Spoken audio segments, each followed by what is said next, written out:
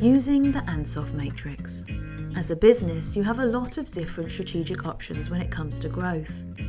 Perhaps you're looking at expanding overseas, or developing new products, or maybe you're looking to introduce a new service to your existing clients.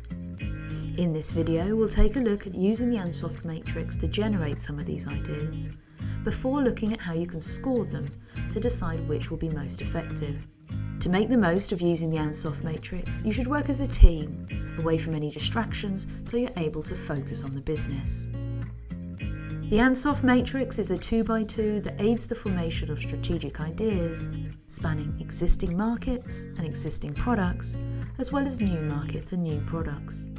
The 4 quadrants are market penetration, that looks at existing products for existing markets; product development, that looks at new products for existing markets; market development, which is new markets for the existing products; and finally diversification, that looks at new markets and new products.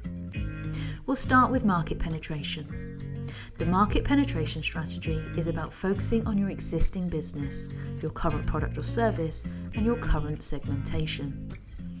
If you're picking this strategy, then your objective is market share growth. You might look to expand current operations or acquire a direct competitor, for example. The market development strategy is taking your existing products or services into new marketplaces, both geographic or customers. For example, you might want to move from the UK and begin selling to the US. Or you might decide that your product or service would be fantastic for a completely different type of customer. The product development strategy is where a business decides to develop new products or services targeting their existing customer market. So what other products could you create that your current clients would want to use? Finally, arguably the trickiest of all 4 is the diversification strategy. This is where a business moves into a new market and creates a new product or service at the same time. There's more to get wrong with this strategy, but many examples of success. Wrigley started off selling soap, only moving into chewing gum when a free promotion proved gum was more popular than soap.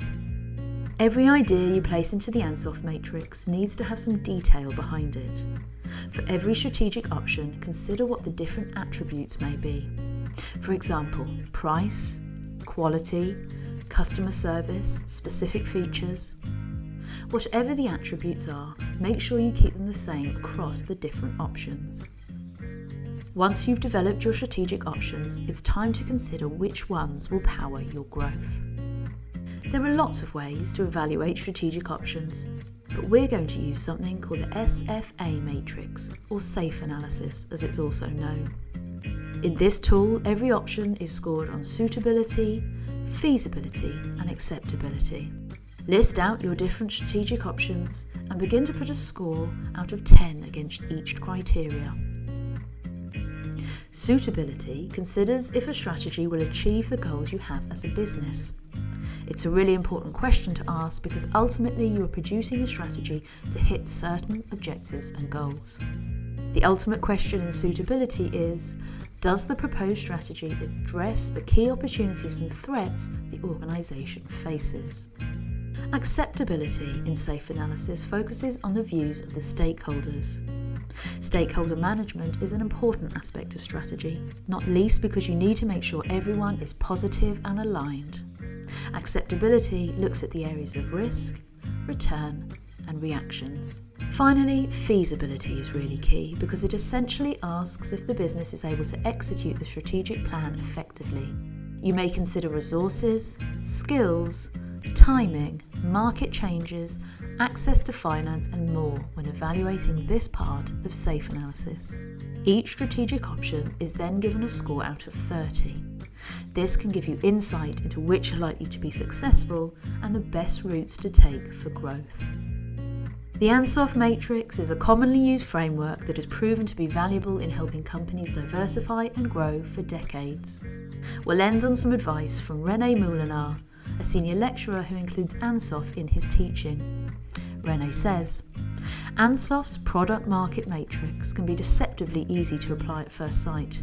However, each quadrant or growth option needs to be considered carefully, given the potential significant number of ideas in each of them. and all with their own risk profile and suitability, acceptability and feasibility profile. Good luck with your Ansoff Matrix, and we hope it sparks strategic ideas and grounds your strategic decisions.